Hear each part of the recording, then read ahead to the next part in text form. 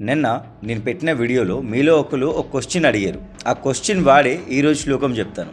First of all ఆ question ఏంటంటే, బన్నీ విరాట్ గారు చెప్తున్నారు, అన్న how to control uncontrollable thoughts.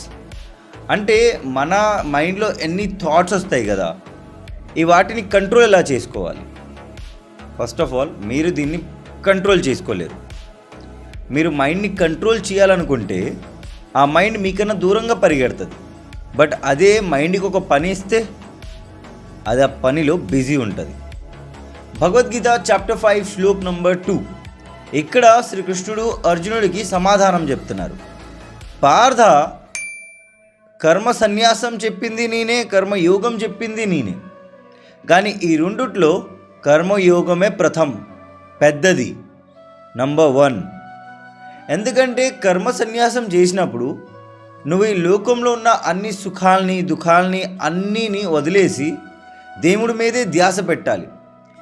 ఒక్క మినిట్కైనా ధ్యాస అటు ఇటు అయినా, నువ్వు దేవుడిని ఒక్క మినిట్కైనా మర్చిపోయినా నీ లోపల నువ్వు చాలా బాధపడతావు. You will feel like lost, అంటే ఎక్కడో తప్పిపోయాను అనిపిస్తుంది. సో ఇది కొద్దిగా కష్టమే.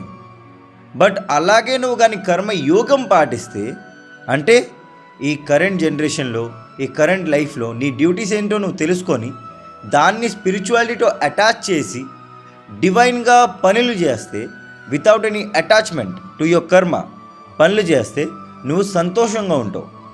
నీకు బాధ భయం ఉండదు, ఆనందం సుఖం ఉండదు. నువ్వు ఒక స్థితప్రజ్ఞుడివి.